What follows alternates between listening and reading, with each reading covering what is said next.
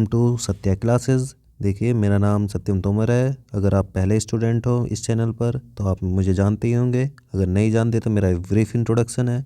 मैंने जो जो एग्ज़ाम क्लियर किए यहाँ पर आपको लिस्ट दे दी है। आपके जो यूपी पुलिस वाले बच्चे हैं आपके लिए 3 एग्ज़ाम काम के हैं। और चलिए, अगर इतने एग्ज़ाम क्लियर किए हैं तो मैं आपके लिए जो भी वीडियो बना रहा हूँ वो आपके लिए बहुत ही बेनिफिशियल होगी। और मैथ का जो डर है आज आपका ख़त्म हो जाएगा। पिछला सबसे पहले मैं बता दूं, इसमें आपको वीडियो मिलेगा क्या, यूपी पुलिस का जो कांस्टेबल का पेपर हुआ था 27 जनवरी में 2019, उसका शिफ्ट 2 का जो मैथ का सॉल्यूशन है वो इस वीडियो में होगा। ठीक है। अगर शिफ्ट फर्स्ट का भी देखना चाहते हो सॉल्यूशन तो चैनल पर जाइए और चैनल पर जाकर देखिए, शिफ्ट फर्स्ट की वीडियो मैंने ऑलरेडी डाल चुका हूँ। ठीक है। और देखो, सबसे पहले एक चीज़ बता दूँ, वीडियो स्टार्ट होगी, सॉल्यूशन भी पसंद आएगा क्योंकि जैसे मैं सॉल्व करता था वैसे ही चीज़ें बताऊँगा। लेकिन अगर आप नए हो तो चैनल को सब्सक्राइब ज़रूर कर लेना। और प्रत्येक स्टूडेंट अगर वीडियो अच्छी लगेगी तो 2 या 3 फ्रेंड जो भी होंगे, जो भी पढ़ने वाले होंगे, प्लीज़ उन्हें शेयर कर देना। ये एक नया चैनल है। ठीक है। अगर मैं आपके लिए कुछ कर रहा हूँ तो आपको भी मेरे लिए थोड़ा सा अगर 2 मिनट भी दे पाओगे तो बहुत ही अच्छा होगा। चलिए वीडियो को स्टार्ट करते हैं। देखिए, टेक्स्ट बुक पर अगर टेस्ट लगाते हो तो टेस्ट नंबर 2 का सॉल्यूशन होगा ये। चलिए, तो पहला क्वेश्चन क्या कह रहा है कि एक्स के पास बैंक खाते में जमा राशि 100.82 रुपये है और इतने रुपए यानी 74.35 रुपये जमा करता है वो, और 50.17 रुपये निकालने के बाद वह अपने बैंक जमा राशि में से प्रत्येक 5 रुपये की एक चॉकलेट लेता है, तो कितनी चॉकलेट खरीदेगा ये पूछा गया है। देखिए, जो टेस्ट नंबर फर्स्ट में क्वेश्चन मैंने कराया था वैसा ही क्वेश्चन है, थोड़ा सा एक्स्ट्रा है, बस चॉकलेट के बारे में जिक्र कर दिया। तो करेंगे कैसे, बिल्कुल सिंपल सी चीज़ है, इसमें तो कुछ बताना ही नहीं है। इतने रुपए उसके खाते में थे, उसने जमा कितने किए फिर 74.35। अगर अब टोटल देखोगे तो कितने हो गए, 5 2 7 3 1 11 और 175.17 रुपये हो गए। उसने निकाले कितने, 50.17 निकाल लिए। 50.17 निकालने के बाद 17 कट गया, 50 से 125 रुपये बचे उसके खाते में। अब उसने कहा है कि 5 रुपये की कितनी चॉकलेट खरीदेगा, यानी एक चॉकलेट 5 रुपये की, तो 125 रुपये में 25 चॉकलेट खरीद लेगा। ठीक है। आंसर होगा 25। आसान सा क्वेश्चन था। दूसरे नंबर पर चलते हैं। न्यूनतम संख्या बतानी है, नंबर सिस्टम का क्वेश्चन है। और उसमें क्या है, जिसे प्रत्येक स्थिति में वो संख्या बताओ कि प्रत्येक स्थिति में 12 से भाग दें, 20 से भाग दें या 24 से भाग दें, शेष क्या बचेगा, 8।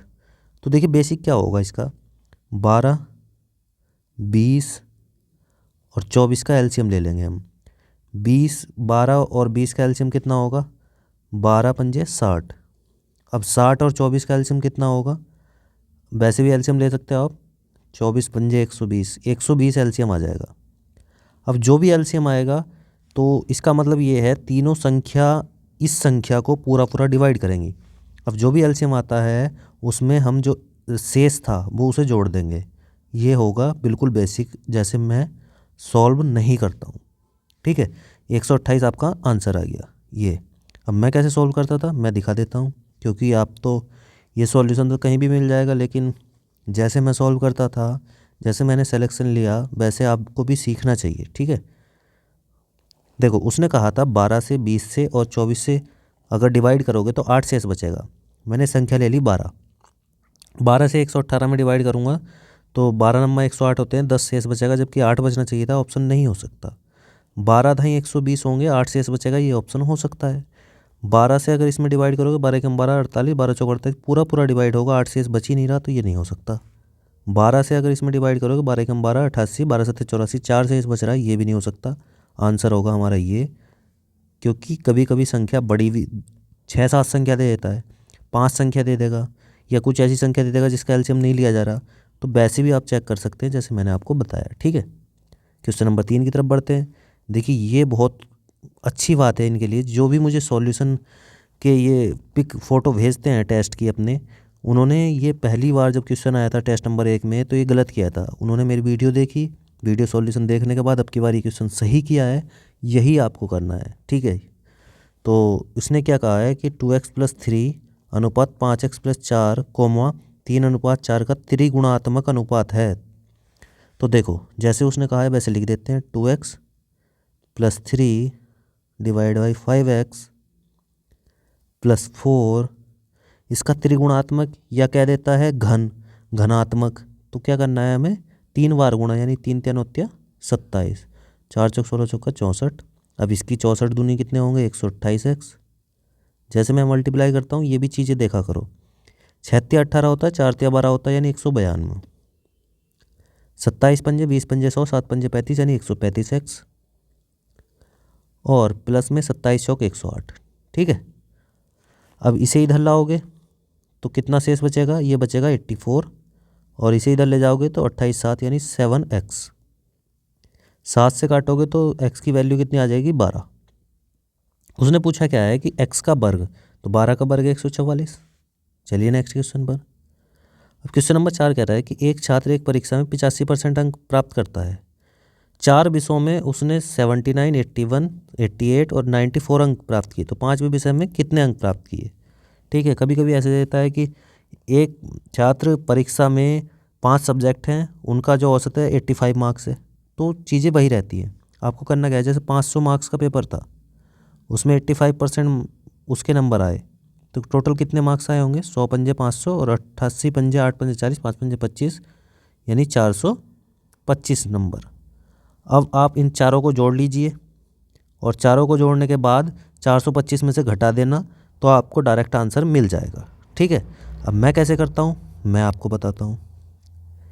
मैं क्या करता हूँ, मुझे पता है कि प्रत्येक सब्जेक्ट में उसके 85 नंबर आए हैं, मान लेता हूँ मैं, तभी तो 85% होंगे। 85 औसत मान लेता हूँ मैं। ठीक है, 79 आए एक में, 81 आए, 88 आए और 94 आए। इसका मुझे पता नहीं है कितने आए थे। तो इसमें अगर 85 में मान के चल रहा था, इसमें कितने नंबर की और ज़रूरत है, 6 नंबर की। इसमें कितने नंबर की ज़रूरत है, 4 नंबर की। इसमें कितने एक्स्ट्रा है, 85 माइनस 3, 88 आए ना, 3 एक्स्ट्रा हैं। और इसमें कितने, 9 एक्स्ट्रा हैं। तो यानी टोटल 12 एक्स्ट्रा लिए उसने और कम कितने आए थे, 10। ठीक है, तो ओवरऑल निकला क्या कंक्लूज़न कि 2 नंबर उसके एक्स्ट्रा हैं।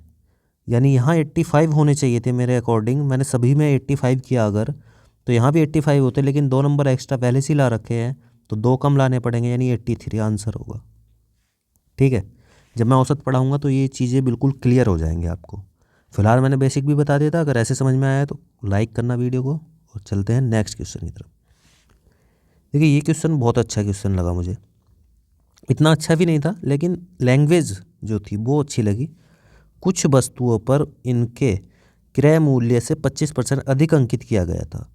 इस प्रकार की वस्तुओं पर एक वस्तु को अंकित मूल्य के 20% लाभ पर बेचा और दूसरी वस्तु को अंकित मूल्य के 10% हानि पर बेचा, तो कुल कितने प्रतिशत लाभ हुआ, ये बताना है। देखो 25% अधिक अंकित करता है। 25% अगर अधिक अंकित करेगा तो मैं क्या करूँगा, 25% की फ्रैक्शन होती है 1/4।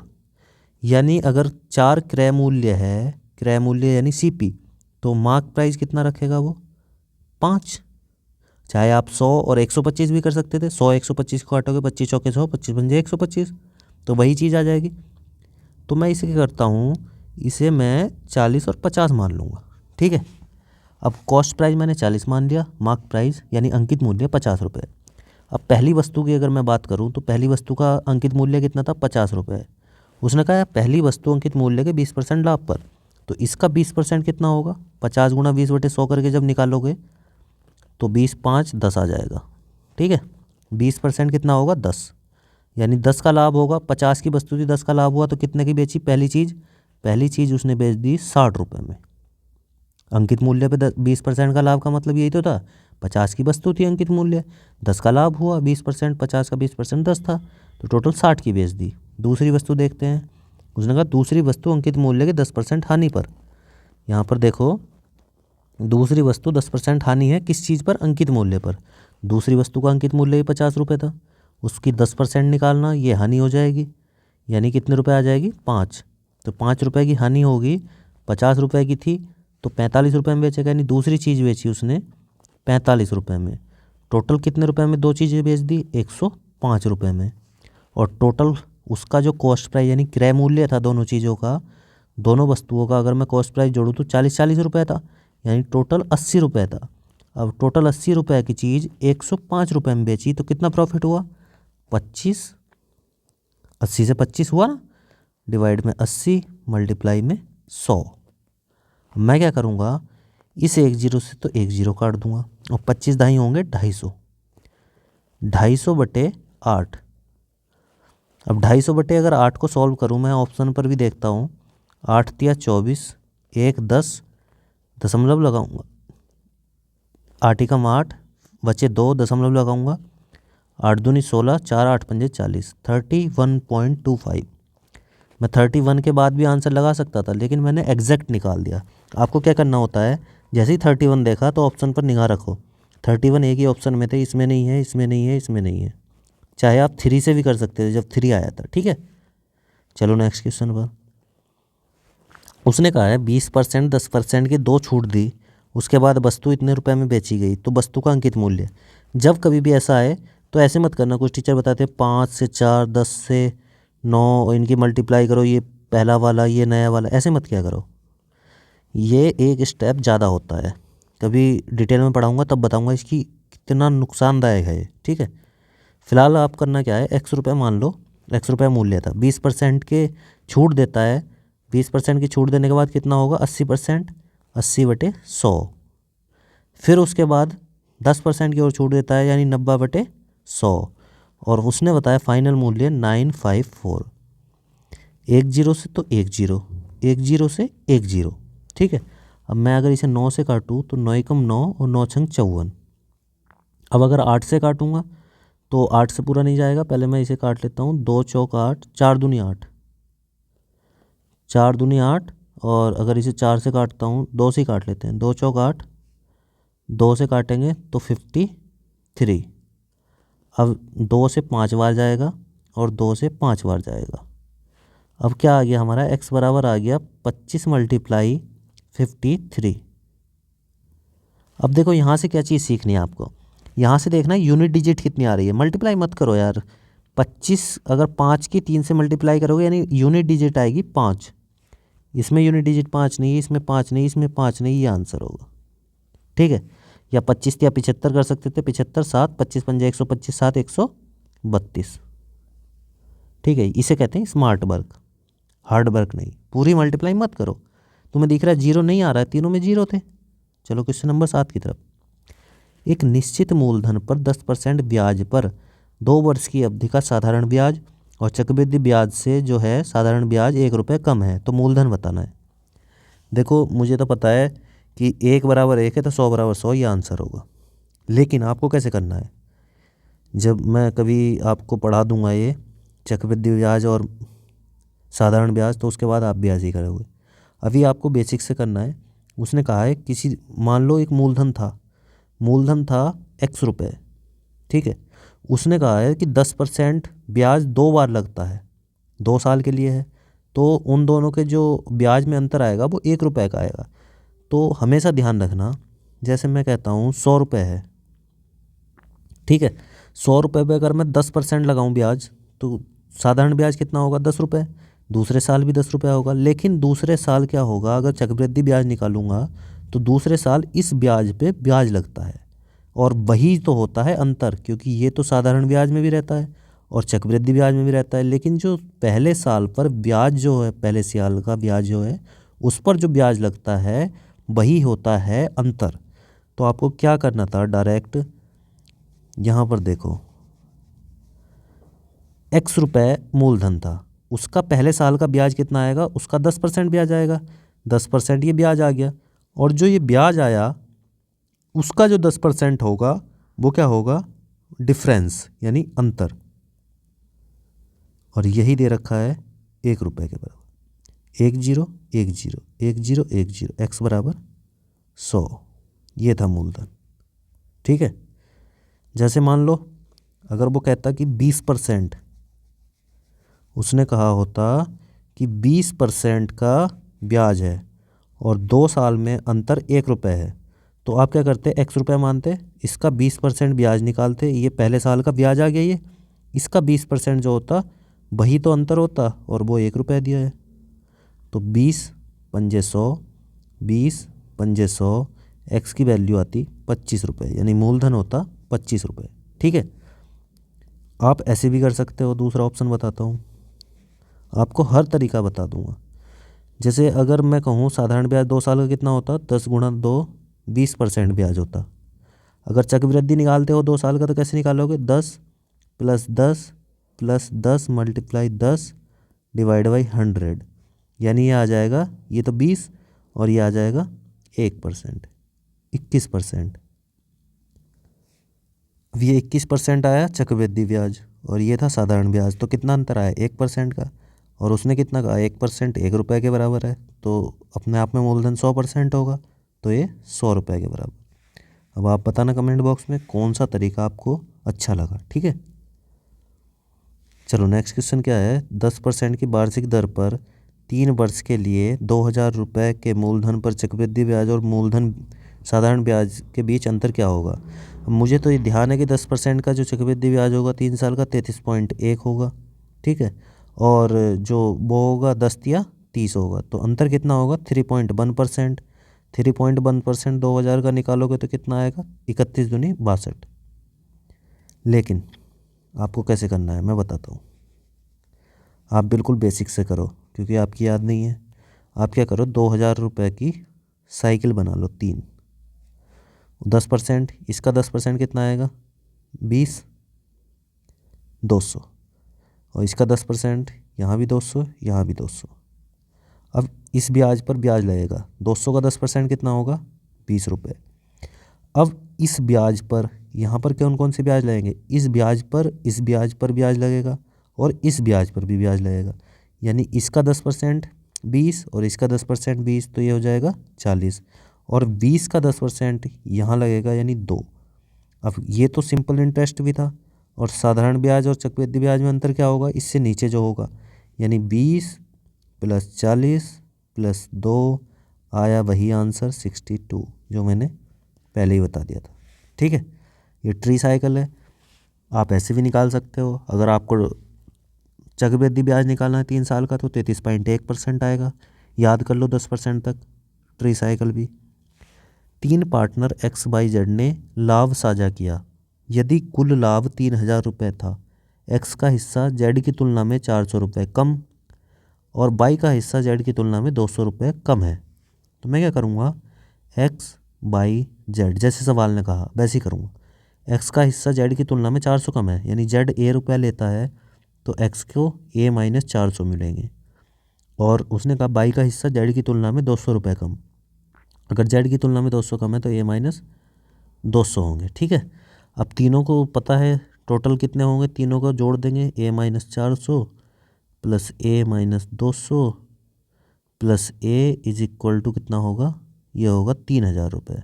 टोटल 3000 रुपये थे प्रॉफिट के, तो ए 3 माइनस हो जाएगा 600 = 3000, तो A बराबर कितना आएगा, 3600, उधर जुड़ जाएगा ये, तो A बराबर 3 से काटोगे तो 12 बार यानी 1200, A की वैल्यू 1200। अब पूछा क्या है, XYZ के लाभ के साझेदारी का अनुपात कितना होगा। अब आप निकाल सकते हो, A को कितने मिलेगा, 1200 - 400 यानी 800, B को कितना मिलेगा, 1200 - 200 यानी 1000, और C को A यानी 1200। 2 जीरो से 2 जीरो से 2 जीरो, अब इसे 2 से काट सकते हो, 2 चौका 8, 2 पंजे 10, 2 छंग 12, यानी 4:5:6। बिल्कुल बेसिक से करो, क्योंकि यूपी पुलिस के पेपर में बहुत टाइम होता है आपके पास। ट्रिक के चक्कर में गलती में मत कर बैठना, अगर एक भी ट्रिक लगाई या कहीं गलती कर दी, सिली मिस्टेक भी मत करना, ठीक है। टाइम थोड़ा सा ले लेना, सिली मिस्टेक मत करना, क्योंकि टाइम बहुत रहेगा। उसने 10वें क्वेश्चन में कहा है कि एक परिवार में 2 माता पिता और 3 बच्चे हैं। 2 तो हो गए माता पिता और 3 हैं उनके बच्चे। यदि माता पिता की औसत आयु 36 वर्ष है, अगर औसत 36 है यानी 2 कितनी हो जाएगी, उनका जो जोड़ होगा यानी योगफल होगा उनकी दोनों की आयु का, वो होगा 72। और बच्चों की औसत आयु 10 वर्ष है, 3 बच्चे थे, 10 वर्ष है औसत, तो टोटल 30 साल के होंगे। उन्होंने पूछा है परिवार की औसत आयु, तो टोटल कितने साल के हो गए, 70 30 100 यानी 102 साल के। अब टोटल कितने मेंबर थे, 5, तो 5 से डिवाइड ना करके मैं क्या करूँगा, 102 का दुगना कर दूंगा यानी 204, और 1 दशमलव लगा दूंगा, ये था औसत, ठीक है। कहाँ गया ऑप्शन, ये, ठीक है। ये तो सिंपल सा सवाल था। 36 औसत था, 2 की आयु अगर योगफल निकालोगे 72, 3 का औसत 10 था तो योगफल 30, इन दोनों को जोड़ के डिवाइड कर दो 5 से तो परिवार का औसत आ गया। क्वेश्चन नंबर 11 देखो, 18 वस्तुओं को 15 रुपए के औसत मूल्य पर बेचा जाता है। 18 को 15 के औसत से बेचा जाता है तो कितने रुपए में बिकेंगी? ये 18 पंजे 90, 9 18 कम 18 9 27, यानी 270 रुपये की। ठीक है। उसने कहा प्रत्येक 12 वस्तु का किराया मूल्य 16 रुपये था। 12 का 16 रुपये था तो ये कितने की हो गई? 12 छंग 72, 7 12 कम 12 7 192 रुपये की। ठीक है। उसके बाद उसने कहा यदि लेन देन में कोई लाभ हानि ना हुई हो, कोई लाभ हानि नहीं हुई, यानी 18 वस्तु का जो टोटल प्राइस था उसका 270 था, ये खरीदी थी उसने। अब 12 वस्तु उसने 192 रुपये की बेच दी। अगर कुछ भी लाभ और कुछ भी हानि नहीं होती है तो अब उसे जो वस्तु बची है, शेष 6 वस्तु जो बची हैं वो कितने रुपए में बेचेगा? तो मैं यहाँ से 270 जो थे टोटल सीपी जो था उसमें से ये घटा लूँगा तो 192 8 यानी 72 रुपये मेरे पास बचे। जितने में मैंने खरीदी थी उतने में ही मैं बेचूंगा, तो इन 72 रुपये में वो बची हुई 6 वस्तुएं मैं बेचूंगा तो एक वस्तु कितने की पड़ेगी? 12 रुपये की। ये आपका आंसर है। ठीक है। Question number 12। अब देखो क्वेश्चन नंबर 12 इन्होंने गलत किया है। टाइम एंड वर्क का क्वेश्चन है और आसान ही होगा, आसान से ही क्वेश्चन आते हैं। ए किसी कार्य को 8 दिन में पूरा कर सकता है, ए 8 दिन में। बी 12 दिन में, लिख लो बी 12 दिन में करता है। सी कितने दिनों में कार्य पूरा करेगा? यदि सभी 3 मिलकर इसे 3 दिनों में पूरा करते हैं। मैंने मान लिया टोटल वर्क था 8 और 12 का एलसीएम यानी 24 काम था टोटल। ए 3 काम करता है, बी 2 काम करता है और उसने कहा यदि तीनों मिलकर काम करें 3 दिन में ख़त्म कर देंगे। तो मान लो सी जो है मिल जाए तो ए प्लस बी प्लस सी कितने दिन में? 3 दिन में, यानी एक दिन का कितना काम होगा? 8 काम। अब ए का एक दिन का 3, बी का 2, तो सी का कितना बचेगा? 8 में से 3 2 5 घटा दो यानी 3 ही काम आ जाएगा। अब 3 काम आ गया तो टोटल काम 24 था, एक दिन का 3 काम, 8 आंसर आ जाएगा। आसान सा ही क्वेश्चन था। ठीक है। चलो क्वेश्चन नंबर 13 पर आते हैं। यात्रा पर जाने वाला एक व्यक्ति पहले 120 किलोमीटर दूरी को 60 की स्पीड से तय करता है, अगले 12 किलोमीटर दूरी को 80 की स्पीड से तय करता है। तो यात्रा की औसत चाल। जब कभी भी औसत चाल पूछता है तो क्या होता है? कुल दूरी बटे कुल समय। अब कुल दूरी तो आपको पता है 120 किलोमीटर ये थी और 12 ये यानी 132। कुल समय हम निकाल लेते हैं। अब 120 किलोमीटर 60 की स्पीड से तय करेगा तो 2 घंटे तो ये हो गए। ठीक है सर, 12 किलोमीटर अगर 80 की स्पीड से तय करेगा तो 12 बटे 80, इसे काट लो, 6 4 से काटते हैं, 4 तिया 12 और 20 चौक 80 यानी 3 बटे 20। 2 घंटे ये थे और 3 बटे 20 घंटे ये आ गए तो 20 दूनी 40, 3 43 बटे 20 ये हो जाएगा। ठीक है। अब इसे आप ऊपर ले जाओ, 132 गुणा 20 बटे 43। अब देखो इसे सॉल्व कैसे करेंगे? 132 दूनी कितने होंगे? 264, 264 बटे 43। अब 43 से इसे डिवाइड करते हैं क्योंकि पूरा पूरा तो कोई सा ऐसा ऑप्शन है नहीं जो कट जाएगा यूनिट डिजिट, या वैसे देख लो तुम 43 से कितनी बार कटेगा? ये कटेगा 4 छंग 24, 4 सत्ते 28, 6 बार कटेगा। 6 बार कटेगा, कितनी बार जाएगा? 6 तिया 18 और 6 चौक 24, 24 और 1 25, 258 यानी 6 बचेगा हमारा। और ये जीरो बढ़ाएंगे, 43 से कितनी बार जाएगा? 43 कम 43 यानी 61। अब 61 तक आप पहुंच गए, ऑप्शन देखूंगा मैं, अब पूरा नहीं निकालूंगा, मैं 61 तक पहुंच गया तो यहाँ 61 नहीं है, यहाँ 61 नहीं, यहाँ 61 नहीं है, ये यानी ये होगा। समझ रहे हो? इसे ही कहते हैं स्मार्ट वर्क। मैं पूरा सॉल्व नहीं करूँगा, जहाँ तक मुझे सॉल्व करने की ज़रूरत थी मैंने कर दिया। चलो क्वेश्चन नंबर 14 की तरफ करते हैं। 2 कारों की चालों का अनुपात 10:11 है, यानी स्पीड का जो रेशियो है 10:11। पहली कार 10 घंटे में 500 किलोमीटर, अगर 10 घंटे में 500 किलोमीटर तो यानी स्पीड कितनी होगी पहली कार की? 50। तो दूसरी कार की स्पीड पूछी है, पहली 10 बराबर 50 है तो 1 बराबर कितना होगा? 5, तो 11 बराबर 11 पंजे 55। चाहे ऐसे कर सकते हो, 10 की वैल्यू 50 है तो 1 की वैल्यू 50 बटे 10 यानी 5, तो 11 की वैल्यू 11 पंजे 55। ठीक है, नेक्स्ट पर चलते हैं। 15 नंबर क्या कह रहा है, मेंसुरेशन का क्वेश्चन है, आसान सा ही क्वेश्चन है। 9 सेंटीमीटर त्रिज्या का एक गोले को पिघलाकर 3 सेंटीमीटर त्रिज्या का एक बेलन बनाया जाता है, तो बेलन की ऊंचाई कितनी होगी। जब कभी भी किसी चीज़ को पिघलाकर कुछ चीज़ बनाई जाती है तो उसका एक ही चीज़ सेम रहती है, वो होता है वॉल्यूम यानी आयतन। ठीक है, 9 सेंटीमीटर त्रिज्या का एक गोला था, इसका आयतन निकालोगे तो 2/3 पाई, 2/3 होता है या 4/3, 4/3 होगा, ये अर्ध गोले का होता है ना।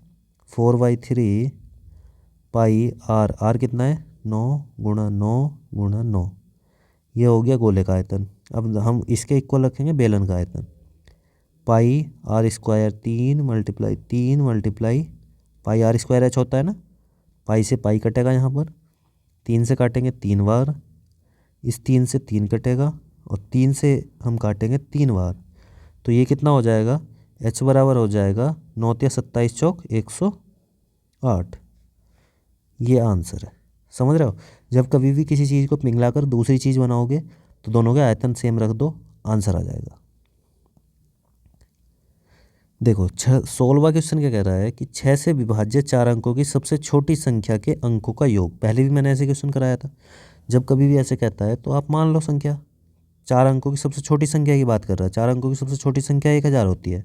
उसने कहा 6 से विभाज्य हो, तो अब मैं 6 से इसे विभाजित करके देखता हूँ, 6 से भाग दूंगा, 6 ही कम 6 40 बचेगा, 6 चंग 36 40 बचेगा, 6 चंग 36, 4 शेष बच रहा है।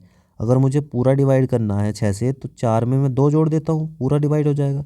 यानी संख्या में भी 2 जोड़ देते हैं, 4 अंकों की सबसे छोटी संख्या क्या होगी 1002, जो हमारी 6 से कम्प्लीटली डिविजिबल होगी। ठीक है, अब उसने क्या कहा है, अंकों का योग, इसके अंकों का योग निकालेंगे। अंकों का योग कितना होगा, 2 और 1 3। चलो पहली कंडीशन पूरी होगी। उसने कहा 11 से विभाज्य 5 अंकों की सबसे छोटी संख्या।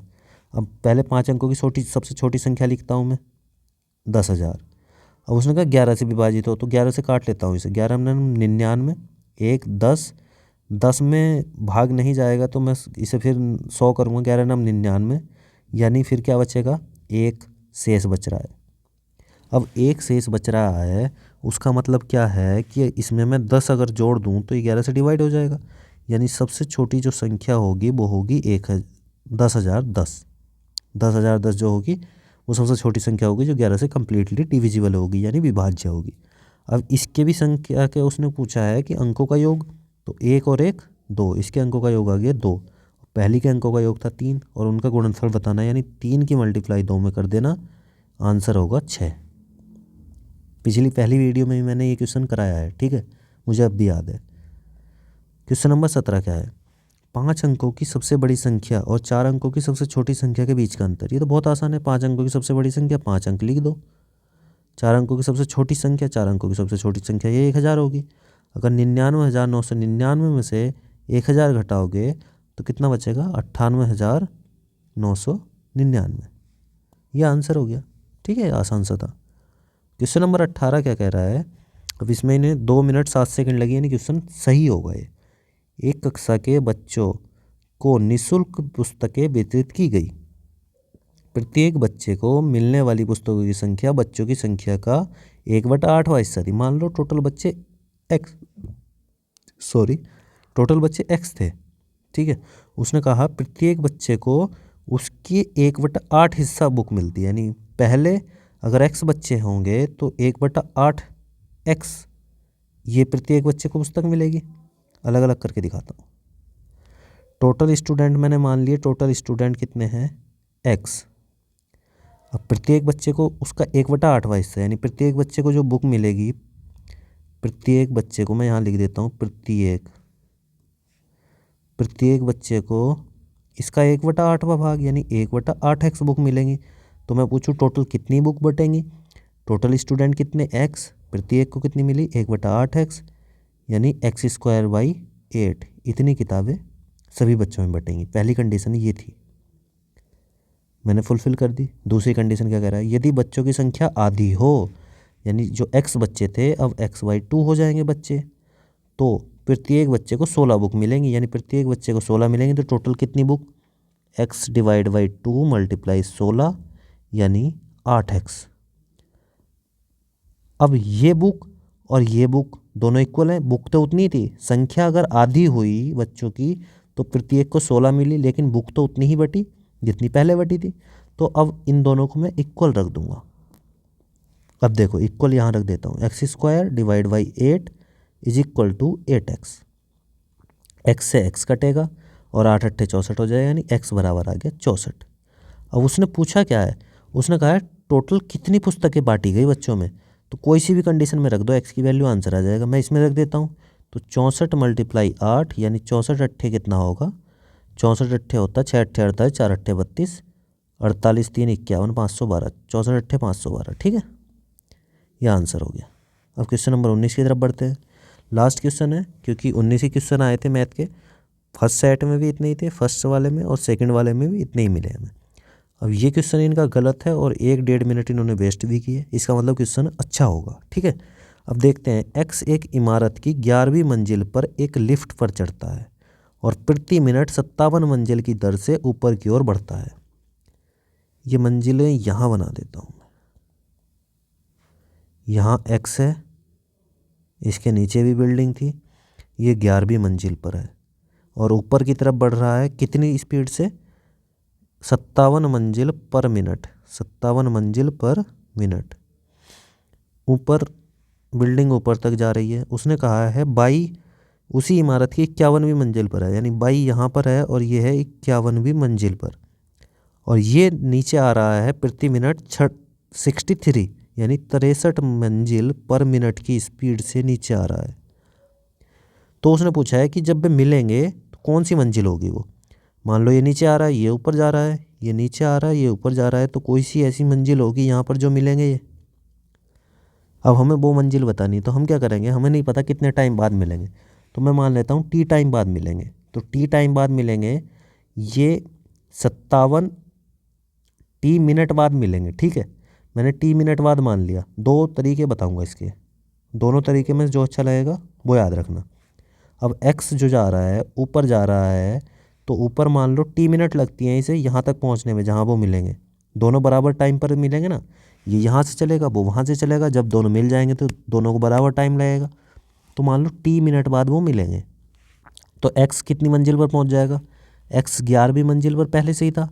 अब उसने कहा था कि 57 मंजिल पर मिनट वो चढ़ रहा है ऊपर, तो मान लो 57 मंजिल पर मिनट चल रहा है, तो 57 गुणा टाइम कितना लगा, टी मिनट लगी, तो टोटल इतनी मंजिल पर पहुंच जाएगा वो। अब मैं क्या कहूँगा, जो ये नीचे आ रहा है 51वीं मंजिल पर पहले भी था, अब नीचे आएगा तो 50 49 ऐसे घटती चली जाएंगी इसकी मंजिल, यानी 51 में से घट जाएंगी इसकी मंजिल। कितनी मंजिल, 63 मंजिल पर मिनट थी, यानी 63 मल्टीप्लाई टी मिनट, ये चलेगा नीचे की ओर। तो ये दोनों मंजिल एक हो जाएंगी इनकी, तभी तो ये मिल जाएंगे। बस अब इसे सॉल्व कर लो। 11 + 57 t is equal to 51 minus 63 t. इसे इधर लाओगे, 63 7 70 5 120 टी इज इक्वल टू, इसे इधर ले जाओगे तो यह आ जाएगा 40, यानी टी की वैल्यू आ गई 40/120 यानी 1/3। अब कोई सी भी कंडीशन में रख दो, दोनों से आंसर आ जाएगा। पहली कंडीशन में रख देता हूँ 11 + 57 मल्टीप्लाई 1/3, 3 से काटोगे 19 बार जाएगा, 19 और 11 जोड़ोगे 30 आंसर आ जाएगा। यानी ये जो मंजिल होगी वो 30वीं मंजिल होगी जहाँ पे मिलेंगे। इसमें रख दोगे तब भी आंसर आ जाएगा। देखो बेसिक जो है ये मैंने आपको बता दिया। अब दूसरा तरीका क्या हो सकता था, मैं कैसे कर सकता था वो भी बताऊंगा आपको, क्योंकि ये वीडियो बनाने का पर्पज़ ही क्या रहेगा अगर मैं अपने तरीके ना बताऊं।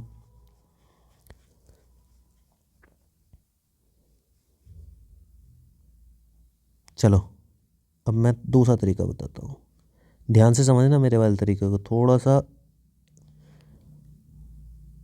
कम समझ में आ सकता है, लेकिन अगर तैयारी है आपकी पहले से तो अच्छा समझ में आ जाएगा। अब देखो इनके बीच जो मंजिल का गैप है वो कितना है, वो है 40 मंजिल, क्योंकि वो 11 पर है और वो 51 पर है, यानी 40 मंजिल दोनों को कवर करनी है। अब आपने टाइम एंड डिस्टेंस में एक चीज़ पढ़ी होगी, जो स्पीड रहती है अगर टाइम दोनों का सेम है तो वही डिस्टेंस का रेशियो होता है। ठीक है, अब मैंने कहा इसकी स्पीड थी 63 और दूसरे की स्पीड थी 57, यही डिस्टेंस का रेशियो होगा। यानी ये 63 मंजिल चढ़ेगा, नीचे चलेगा 63 मंजिल, तो ये 57 मंजिल ऊपर की ओर चलेगा। अब अगर उसने कहा है 63 मंजिल ये नीचे जाता है, 57 मंजिल ये ऊपर जाता है, तो टोटल कितनी मंजिल कवर करेंगे ये? 63 7 70 5 120। लेकिन उन्हें कितनी मंजिल कवर करनी थी? हमने देखा उन दोनों के बीच में गैप था 40 मंजिल, यानी एक की वैल्यू आ गई 40/120 यानी 1/3। अब किसी की भी वैल्यू निकाल लो, 63 की वैल्यू निकालोगे तो कितना आएगा? 21 आएगा, यानी ये 21 मंजिल नीचे उतरेगा। 51 मंजिल पर था, 21 नीचे उतरेगा तो 30 आंसर आ जाएगा। इस वाले से करोगे तो ये कितनी मंजिल आ जाएंगी? 1/3 से मल्टीप्लाई करोगे तो 19 आ जाएंगे। 11वीं मंजिल पे ये था और 19 मंजिल ऊपर जाएगा तो 30वीं मंजिल पर पहुंच जाएगा। आया समझ में? कमेंट बॉक्स में ज़रूर बताना। ये क्वेश्चन मैंने 2 तरीके से समझाया, कौन सा तरीका अच्छा लगा, ठीक है। और क्वेश्चन नंबर और तो नहीं होंगे? और नहीं है। अब आपको करना क्या है, देखो मैंने पूरा 19 क्वेश्चन आपको कराए। थोड़ा सा मैंने टाइम लिया क्योंकि मुझे जो तरीके बताने थे वो मैंने बताए। अब ये मत देखना कि 19 क्वेश्चन कितनी देर में हो रहे हैं। ये देखो कितना आज आपने सीखा। प्लीज़ कमेंट बॉक्स में ये बताइए कैसी वीडियो लगी। नया चैनल है, मैंने एक ही रिक्वेस्ट की, कम से कम 3 फ्रेंड्स जो पढ़ रहे हो, 3 फ्रेंड्स को ये वीडियो शेयर कर देना। वीडियो को लाइक करना, कमेंट बॉक्स में बताना, और नए हो तो चैनल सब्सक्राइब करना। इसके अलावा जो भी आपको वीडियो चाहिए कमेंट बॉक्स में वो भी बताना, आपको दी जाएगी जितना पॉसिबल होगा। मैं जॉब करता हूँ लेकिन आपको जितना पॉसिबल होगा मैं दूंगा, जितनी हेल्प चाहिए वो करूँगा। फिलहाल आपको जो करना है वो मैंने बता दिया। धन्यवाद, मिलते हैं नेक्स्ट वीडियो में।